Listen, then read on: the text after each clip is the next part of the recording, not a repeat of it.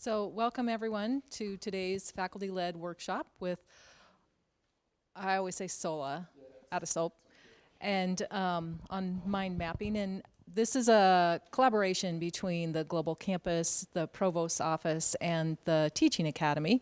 So Vice Provost of Academic Affairs, Erica Austin, is here to speak a little bit and introduce SOLA. Thank you, Rebecca. Hi, everybody. Thank you for being here. And thanks to Global Campus and the Teaching Academy for putting together this series of faculty-led workshops. They've really been terrific, and I think a lot of people have gotten a lot out of them. And we really appreciate that SOLA Adesope is here today to visit with us about concept mapping. And for those of you who don't already know, maybe you do know and you've forgotten, at the beginning of this academic year, we gave every entering freshman on all of our campuses a copy of this book, The A-Game, which has 9 steps to better grades. And it just happens that one of the 9 steps to better grades is about setting learning objectives. And one of the strategies featured in that chapter is concept mapping, featuring our own SOLA Adesope. And so there was a lot of interest on campus, hopefully among students, but we know among instructors, in the use of concept mapping to promote student engagement and student learning and student success.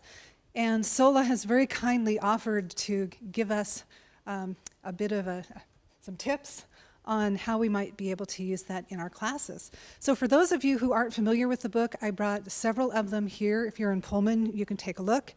I can also tell you that we just put 15 copies of this book on reserve at Holland Library under the class title of Cougar Success.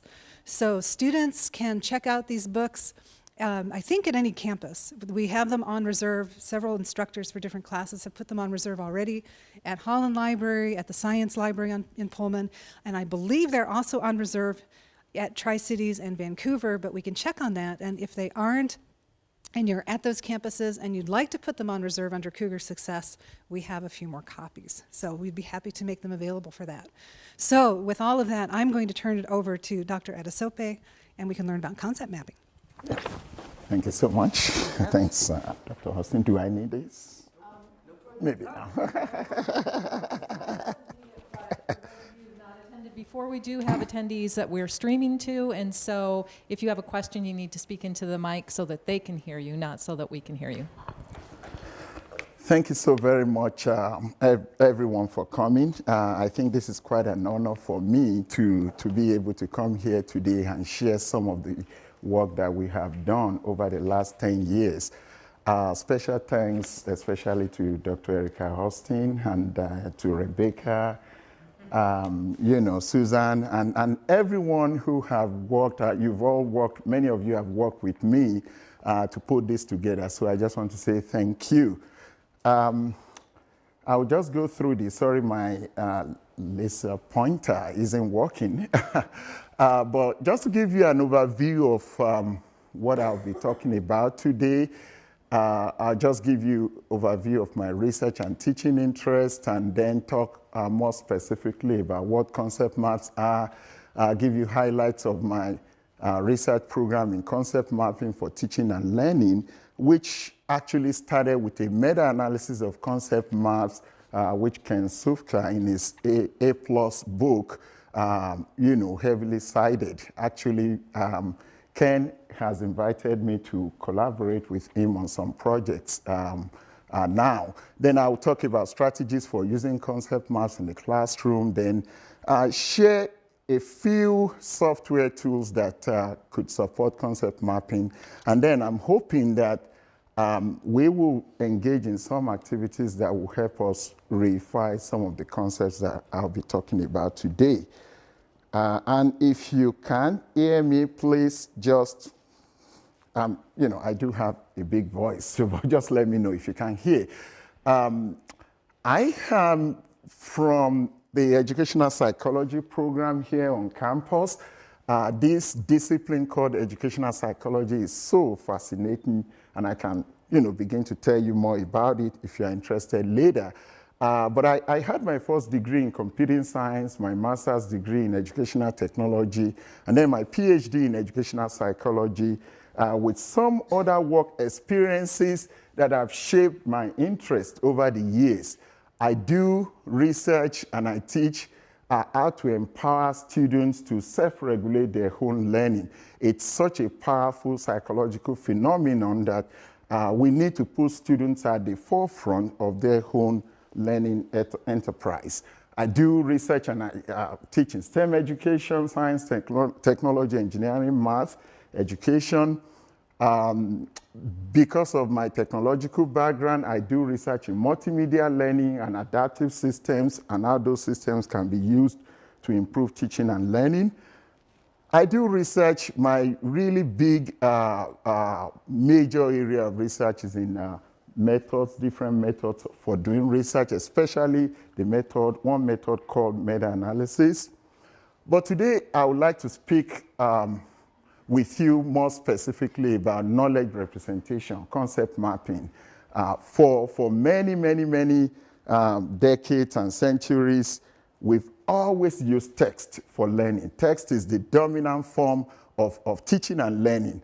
And about 15 years ago, even much longer than then, many researchers have started looking into the use of other available formats for learning. But about 15 years ago, more specifically, I started looking more into how do we better represent knowledge apart from text. And that brought me into the use of this tool called concept maps.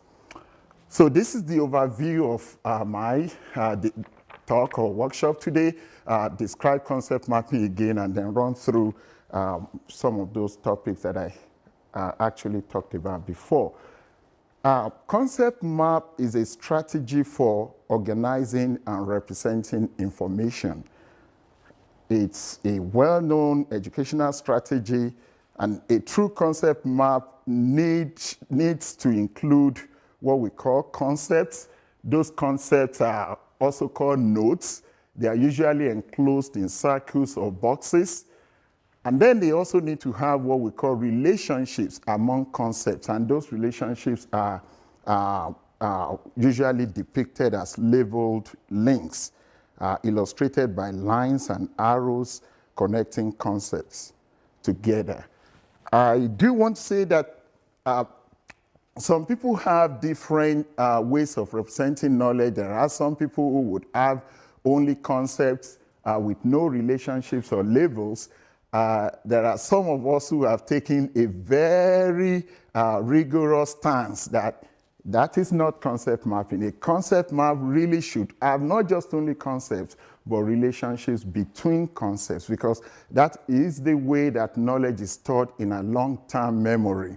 My name is Sola. I work at Washington State University. I work here.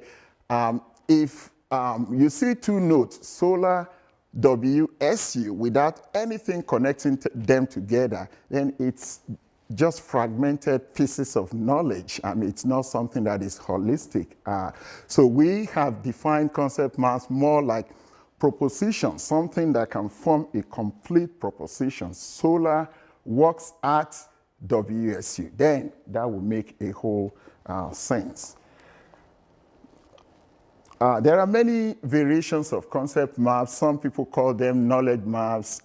Folks in computing science will call them semantic networks, things like ontologies for representing a domain of knowledge. People in mathematics who are very familiar with graph theory, directed and indirected graphs or undirected graphs, it's also a form of concept map. Many teachers do call them topic maps, just to organize the topics that they want to talk about. I want to give you an example of concept map here. That's a node. And that node could be anything. Could be President Floyd, or could be Dr. Elson Floyd is a president at WSU. So that's a node there. But again, that in and of itself does not constitute a concept map. If you have other nodes, because again, that's the nature of knowledge, things are always related. So that big node is related to these two smaller nodes. How? You define such relationships with the link, labels, and an arrow. Directionality of relationship is also very, very important because we need to know what directions, and that's usually depicted using arrows.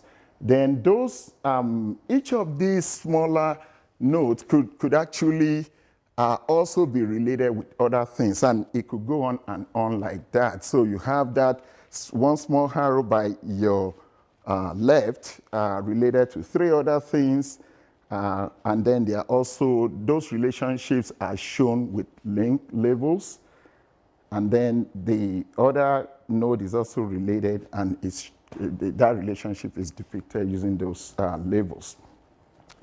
You may have different types of concept maps. A concept map can take many forms, provided it includes concepts and relationships. So you could have what we call like a spider web or spider kind of information where you organize information outward around a central topic. So this could be a central topic, say human nervous system, or global climate change or anything, and then you have nodes that are related directly to global climate change, and then those relationships are also in some forms or shape related with other things. So those other relationships can also emerge from the other relationship that you have there. You could also have hierarchical maps. Actually, Joseph Novak, who invented concept maps in science education,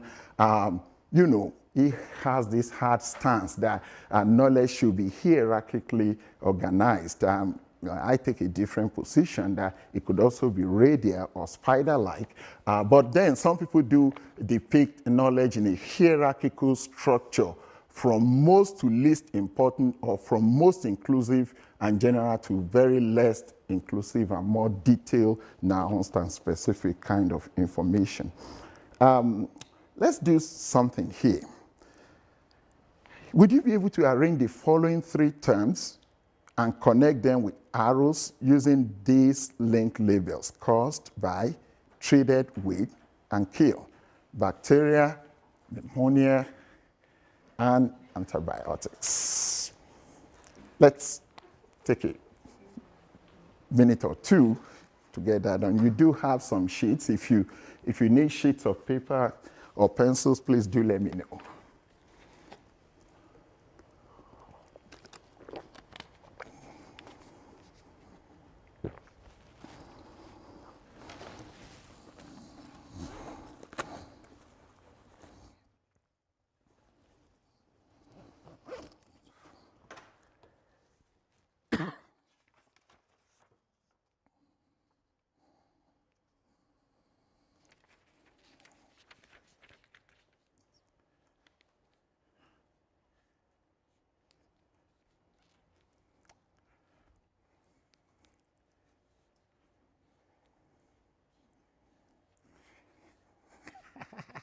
Well, you've been so protective of me.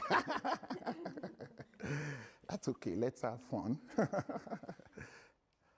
Learning is at its very best when it's playful and at the same time serious. So,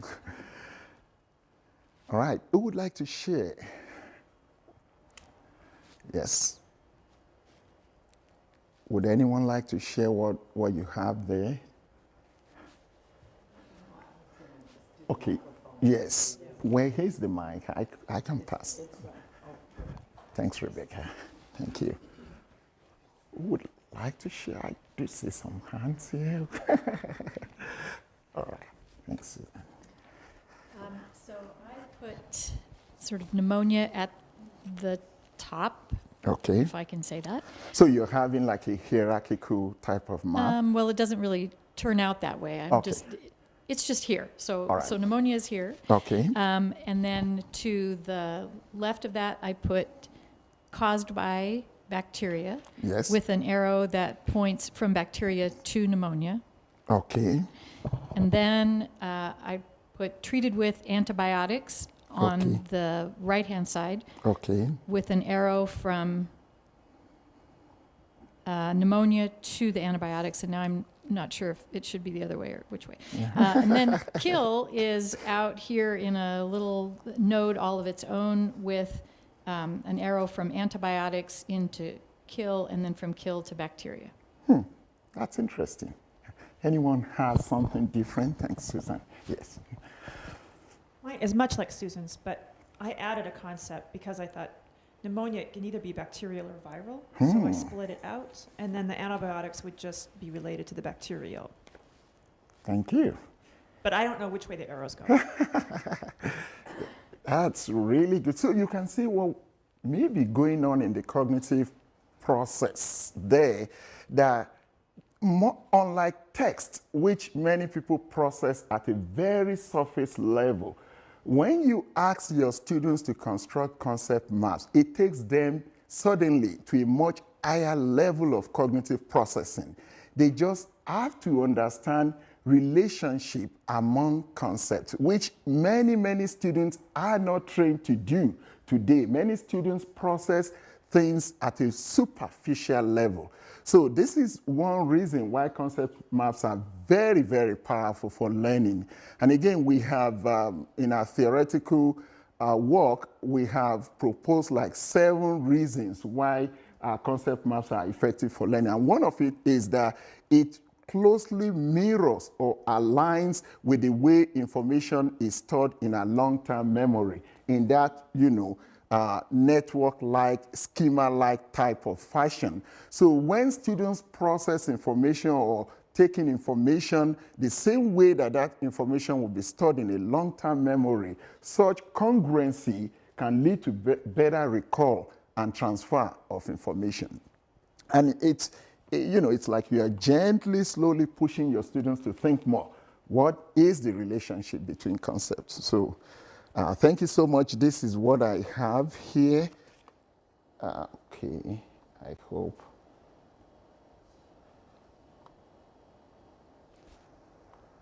Okay. So I have pneumonia caused by bacteria, treated with antibiotics, and then that will kill bacteria. So that could be one form. But you can also change things around. This is the beauty of concept maps. So you can have antibiotics kill bacteria, and bacteria can cause pneumonia, and then antibiotics treatment for pneumonia. And then you can also change it around here by having bacteria can cause pneumonia killed by. Now it's not killed by antibiotics and then treatment for pneumonia. So things can, be manipulated as students see fit. So let me briefly talk about, just really give you highlights of what we have done. I think my journey with concept mapping started about 15 years ago when I was in graduate school. I started working on that project 14 years ago. And didn't actually know how this will pan out on the long run. I was working with my advisor, going to campus every Saturday. Those who are familiar with doing meta-analysis here would know it's a ton of work. I mean, looking at thousands of studies within a particular domain. But I didn't quite know. But after the project was completed, I think it was done for almost 2 or 3 years. We submitted the paper to the Review of Educational Research, which is currently like #1 journal in the field of education out of like 219 educational journals with an impact factor of about 5.0. So it was accepted. In fact, it came back with very minimal revisions, but it began a journey that even while in grad school, getting a paper in the Review of Educational Research, I wasn't quite sure what that meant. But when I was checking this few hours ago, that paper had been cited 436 times by other researchers. In fact, mostly researchers outside of education, in visualization, in computing science, nursing, and different fields. So it's one of the most frequently read articles in the Review of Educational Research, and it set the stage for a program of research on visual displays for me, especially with concept mapping. And I have since taken that very pragmatic approach in training graduate students too. I make them do a meta-analysis first in the area of work that they are interested in. Then they are able to see the big picture. This is what has been done in the field. This is what has not been done, and this is why those things have not been done, and this is the next logical step to take in the field.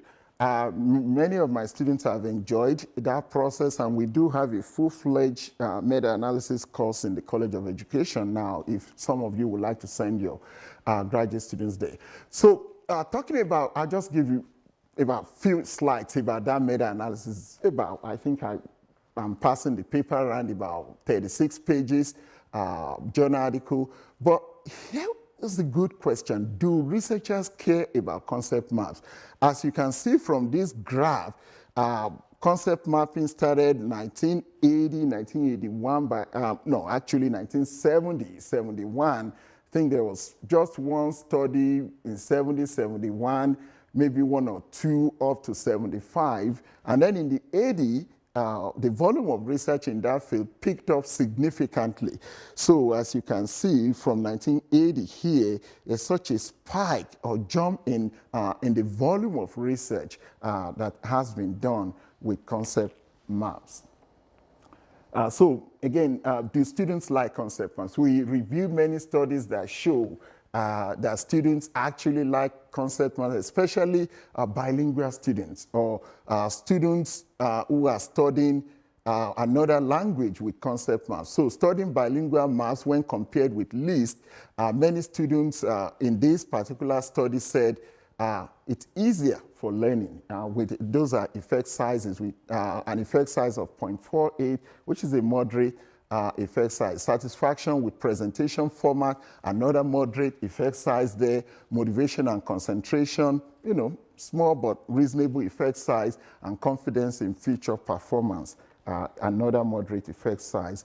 Reynolds and Dancero also studied what they call the hypermap and compared that with hypertext on satisfaction construct. That's a pretty large effect size, close to 0.9. And frustration and confusion, you reverse the scale, that was 0.80. It's so simple. The syntax of concept, especially for ESL students or ELS students, it's really very simple syntactic structure. Node, label, or link, node. So if they can map that proposition, then it's not surprising that they're saying that it's simple. Concept maps effective for learning, as you can see from the distribution of studies in our review here. Concept maps are really, really effective for learning, with the majority of the studies falling along that 0.5 effect size. Then we compared the use of concept maps in different countries, in US and Canada, when concept maps were constructed. There are different levels of cognitive processing or processes that go on with construction of concept map and giving students a pre-constructed concept maps to study with. But we did find that whether you ask them to study your own concept map or you ask them to construct their own concept maps, students actually learn much better than the conventional text that we use. In US and Canada, across 18 studies with over 1,500 students, we had an effect size of 0.48. And these are weighted effect sizes, and I can talk more about that. In Africa, 1.45. This is really huge, and I was privileged to actually meet the Secretary of Education for Nigeria, the Assistant Secretary of Education for Nigeria, Peter Okebukola, who was involved in some of these studies in Africa. And the rationale for this huge effect size, like 1.5 standard deviation, was that the conventional way of teaching in Africa is through intensive lecturing. So when these students were exposed to more constructive process of learning, they saw quite a jump in the way they learn. In Taiwan, surprisingly, well, but again, with caution, just 2 studies, it did not show any effect. So we call for more studies in Asia, especially in Taiwan. When maths were studied, US and Canada, across 37 studies with close to 3,400 students, we had an effect size of 0.37. So, you know, in all contexts, I wouldn't be able to show you domain knowledge and different grade levels, including post-secondary education. We found concept maps to be very powerful for learning. So how do we interpret that meta-analysis? Maps were more effective for students with lower verbal ability, especially ESL students. They are more effective for retaining central ideas than detail level kind of ideas. What are the major concepts? When students read a whole textbook and you ask them to construct a simple 1-page concept map, then they are challenged to really process the content of that textbook at a much higher level of cognitive processing. So concept maps are generally more effective for learning than text and outlines. But here was what we found. The downside of maps: when students have to construct concept maps, they need practice to benefit from mapping.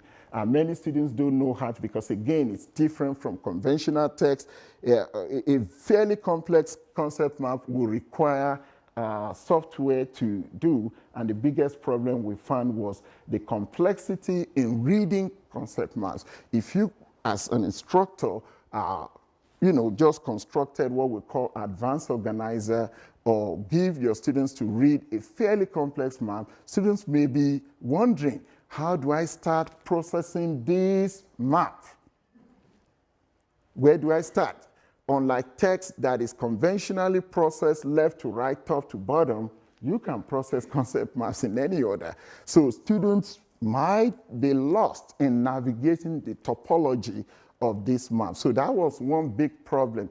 In my, so after we published that, in my later work, what we have done was to develop software that integrates concept mapping with document annotation for learning. It's called G-Study. Still evolving. And then we did a series of studies on what we call animated concept maps to reduce that map shock and then decrease cognitive load. Again, animated concept map is like, you can give, ask your students to construct a concept map, and that it could still be fairly difficult for you to score too, because, you know, it's all fairly complex. But here is it. You can ask your student to do animated map where they do audio narration, and then you are involved in, you know, the step-by-step development of that map. So, you know, they say a concept, it pops off on the screen, and then it's connected by or consists of, so you can see how students are actually thinking through the topic. So we've conducted many studies, as I said. We proposed animated concept map. We've published 6 studies on the effects of concept maps and over 10 conference presentations on different experiments, and do have 2 studies under preparation. Different strategies for concept mapping. You can ask students to fill in the blanks in pre-constructed map from a list of concepts, especially when students are starting to be exposed to this strategy. It could be daunting. And again, especially for you as an instructor, you just don't want students to be headed in different directions. If there are certain objectives of the lesson that you want to teach, you can have a list of major concepts. They could be 20, they could be 30, they could be 50, they could be 100, they could be as few as 5. And then also, you may want to also give them, you know, connecting words or labels, or you may not. And then you ask them to consolidate the understanding of concepts and relationships using those prescribed lists. So as you can see here, so those are what I would call partially completed maps. And then they can do also do partial filling maps, which is one. And then you have the, even multiple choice questions to go with it. They can do filling propositions or, labels. You have the notes, and then you want them to see the relationship between the notes. You can do, again, pre-selected term mapping, just as I said before. You give them all the terms, and then you ask them to use the following concepts. And you can ask them to use all the concepts and show how they're related. You can also do micro-mapping, where you provide students with a list of starter or seed terms, about 5 or 6 of them, and ask students to use those terms in developing the map, and another 5 to 6 terms from their own knowledge of the topic. So you can see how they use your own terms and then develop more terms. You can develop an expert map of a course topic and provide that to students as what we call advanced organizers prior to teaching and for review purposes. And in fact, you can present that the first day you're starting to talk about the topic. This is the structure of knowledge that I would expect everyone to have at the end of this topic on global climate change, at the end of this topic on, whatever the topic may be. And then after discussing the topic or going through the topic, which could be in a week or 2 or 3, you can represent that map again and let students see where they are in terms of the knowledge there. So this will be, what we call advanced organizers. That's a concept map on climate change that we used with Biology 106 students on this campus. I think about 500 students there, talking about global climate change and some of the effects of climate change.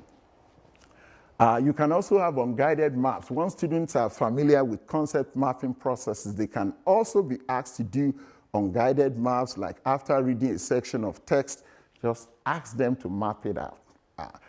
At the end of a topic or at the end of the course, this process helps with identifying and tying together core concepts and may also act as a learning tool for test revision. That was what Ken Sufka was talking about in his A+ book. It's incredibly powerful because you're able to see how students develop knowledge. Many different software tools for concept mapping. Kids can also be engaged in it. I mean, you can download what is called Kidspiration, and I think there are free, shareware on the net. You can do inspiration, Matchware, OpenMind, Microsoft VCO can also do concept mapping, Smart Draw. And I think everyone should be able to get a copy of these PowerPoint slides. And then this is the one that I really like, CMAP tools. These guys from Florida, they initially, I think, got about $3 million. They were funded by the U.S. Navy, or maybe U.S. Navy or U.S. Army, to develop tools that will help Navy personnel to learn how things are related. So they got that tool, and since then they've got millions of dollars to develop that tool. Being a publicly funded project, they have made available the software. It's called CMAP Tools. If you just Google CMAP Tools, a free online tool built for, you can do collaborative concept mapping. Someone can be here, another person can be on the Vancouver campus, in Spokane campus, and then they can work concurrently together on a concept map and share a concept map. So they can also attach videos. That's something that I also need to say. You can ask your students to attach videos as notes or even attach images. They can attach files, links, and other external resources. So if we click on CMAP Tools, let's see what we have here. Okay, I think I'm supposed to drag this. Sorry, okay. I'm supposed to drag this here. Well, it's www.ihmc.us. That's the link. Sorry, I'm trying to move this so you folks can see it. Huh. Wow, it's not working. Okay. Oh, okay. Well, let's just. So this is the tool I wanted to. So if you click on that link on the PowerPoint slide, it will take you to the download page, and it's free. Just put in your name, first name, last name, institutional affiliation, and so on and so forth. And this is the tool, and then it will download, and then you can install the software. So file, edit, format, collaborate, tools, window, and help. So if you were going to create a node, you can very easily double click. Let me see here. I hope this seems to be hanging. Sorry, I can't find. Well, once you double click, sorry, I can't see this on my screen. We were having. Okay. So if you double click here, I think it did that, but okay, new concept. And then you can see human nervous system. Oh, well, the problem is that I can't see this on my screen. Okay, so human nervous system. And then you can go to another place and double click to, you can have the central nervous system, peripheral nervous system, and then if you need to have the link, you can come here and then just take that, and then you can put the labels there. Consists of. So it's really very simple to use, and folks can also collaborate because of our time. I mean, I'm willing to show people. All right. So let's, we don't have a lot of time left. So these are the stages in the construction of a concept map. You can brainstorm.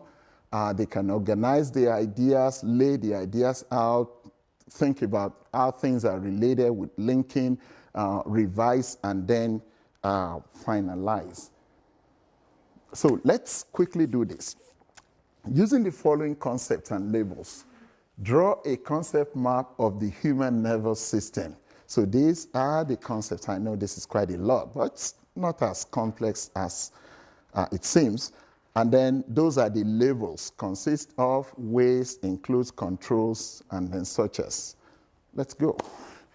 I know I'm putting you to work now. Central nervous system, somatic nervous system, 100 billion neurons.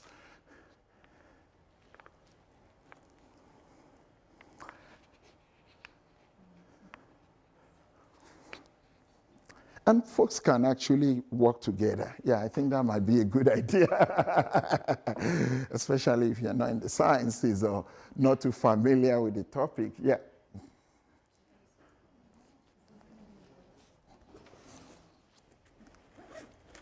Yeah, folks can work together.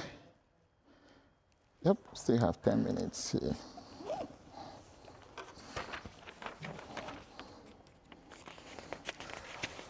So,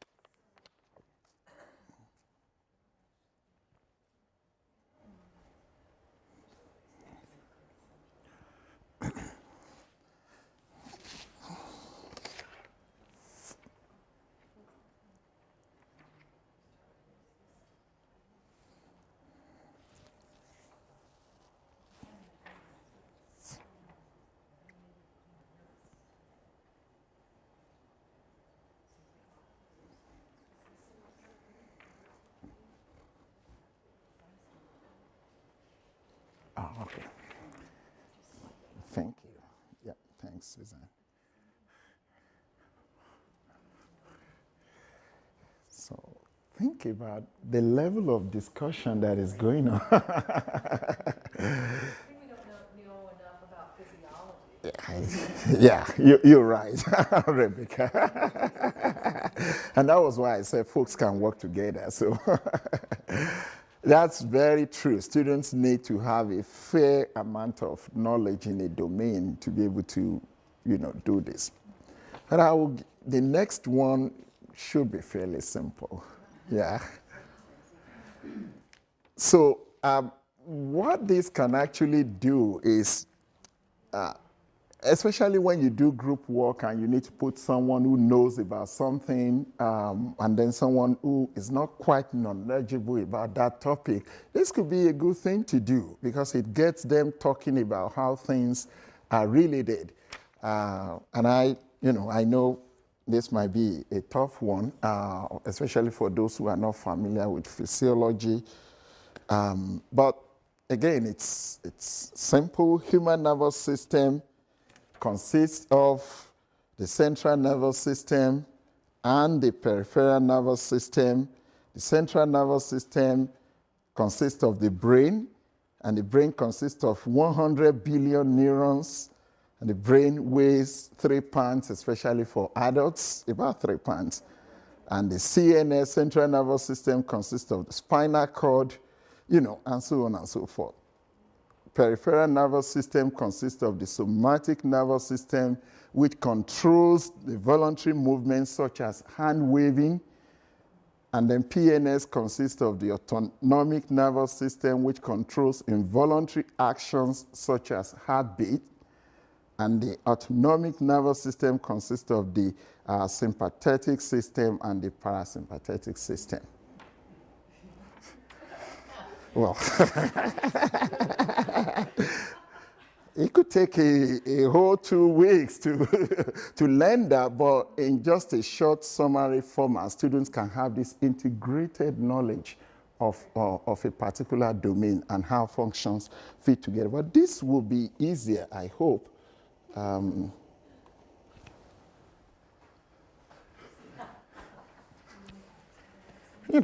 I do this my first day of any class. I ask my students to tell me why they are unique from every other person in the class, and I hear some funny stories about that. I know why I'm unique here. I don't think there's anyone here who was born in Africa or who had lived in Madison, Wisconsin before, and then moved to Canada, and then moved to Pullman.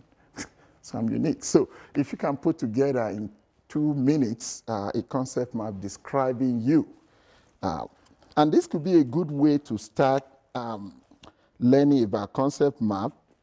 You can ask your student, especially once you introduce them to the process of constructing map, you can ask them to draw a concept map about themselves.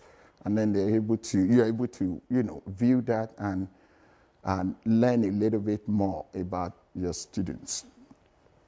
I'm not going to take that from, I won't collect that or go around. So I know it's 5 minutes to 1. So what we will do now is to just take questions. I have a question. Yes, sir.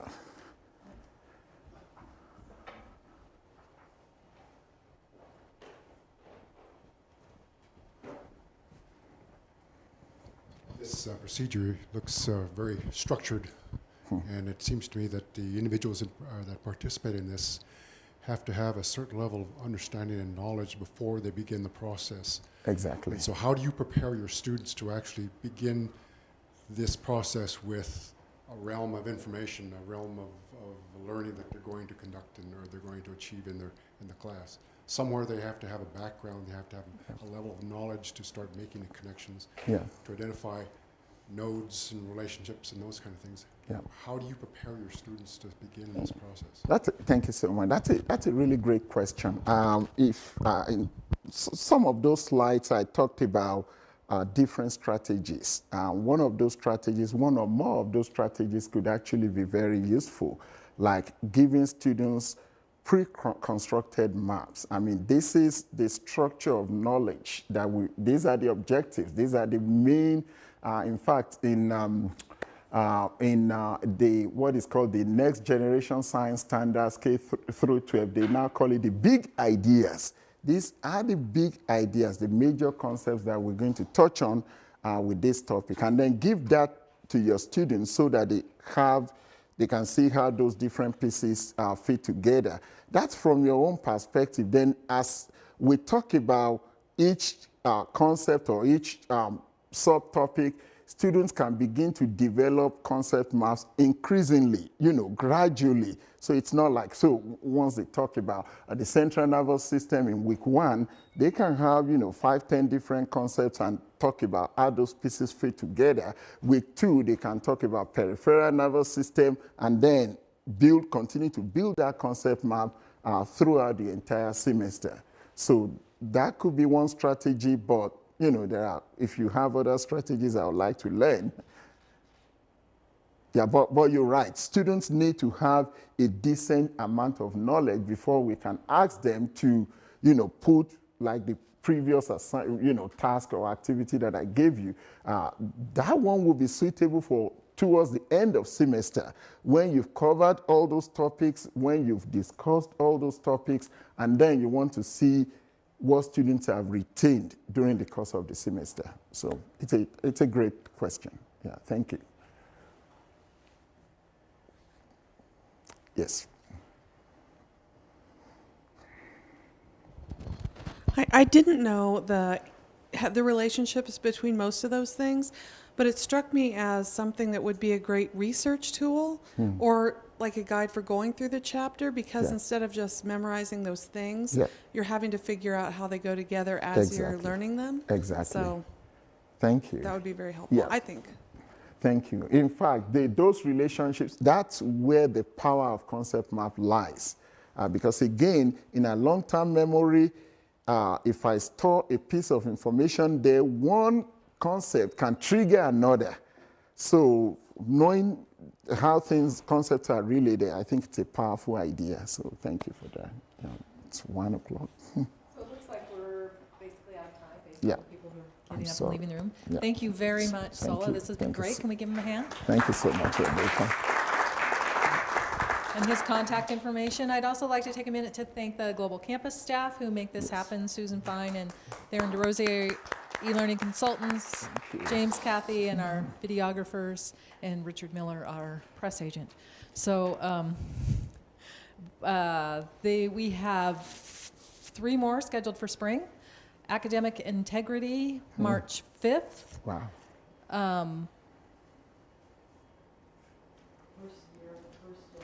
First Generation Learners is March 24th, and Understanding Course Evaluations and Using Your Course Evaluations, which will be delivered by the Office of Assessment, and that is in April.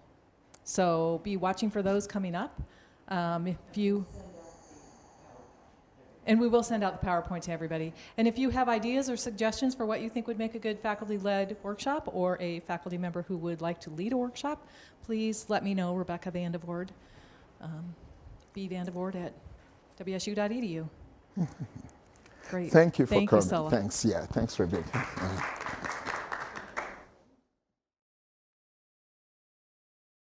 And Sola has very kindly offered to give us a bit of some tips on how we might be able to use that in our classes. So for those of you who aren't familiar with the book, I brought several of them here. If you're in Pullman, you can take a look.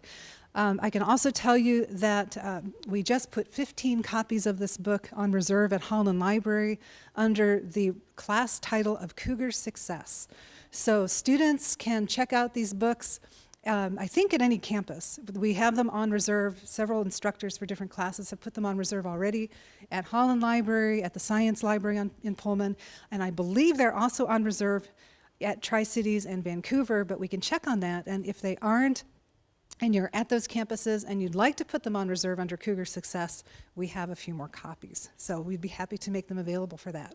So with all of that, I'm going to turn it over to Dr. Adesope, and we can learn about concept mapping. Thank you so much. Thanks, Dr. Austin. Do I need this? Maybe now. Before we do have attendees that we're streaming to, and so if you have a question, you need to speak into the mic so that they can hear you, not so that we can hear you. Thank you so very much, everyone, for coming. I think this is quite an honor for me to be able to come here today and share some of the work that we have done over the last 10 years. Special thanks especially to Dr. Erica Austin and to Rebecca. Researchers have started looking into the use of other available formats for learning. But about 15 years ago, more specifically, I started looking more into how do we better represent knowledge apart from text. And that brought me into the use of this tool called concept maps. So this is the overview of my talk or workshop today. Describe concept mapping again and then run through some of those topics that I actually talked about before. Concept map is a strategy for organizing and representing information. It's a well-known educational strategy, and a true concept map needs to include what we call concepts. Those concepts are also called nodes. They are usually enclosed in circles or boxes.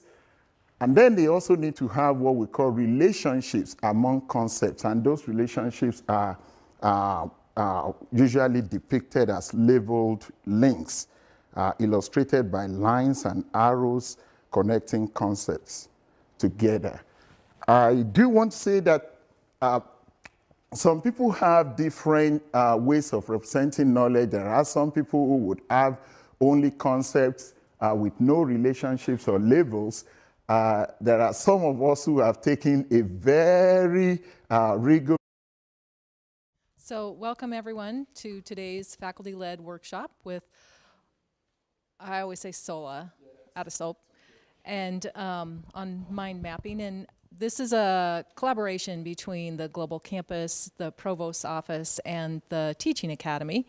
So Vice Provost of Academic Affairs, Erica Austin, is here to speak a little bit and introduce Sola. Thank you, Rebecca. Hi, everybody. Thank you for being here. And thanks to Global Campus and the Teaching Academy for putting together this series of faculty-led workshops. They've really been terrific, and I think a lot of people have gotten a lot out of them. And we really appreciate that Sola Adesope is here today to visit with us about concept mapping. And for those of you who don't already know, maybe you do know and you've forgotten, at the beginning of this academic year, we gave every entering freshman on all of our campuses a copy of this book, The A-Game, which has 9 steps to better grades. And it just happens that one of the 9 steps to better grades is about setting learning objectives. And one of the strategies featured in that chapter is concept mapping, featuring our own Sola Adesope. And so there was a lot of interest on campus, hopefully among students, but we know among instructors, in the use of concept mapping to promote student engagement and student learning and student success. Susan, and everyone who have worked, you've all worked, many of you have worked with me to put this together. So I just want to say thank you. I'll just go through this. Sorry, my this pointer isn't working.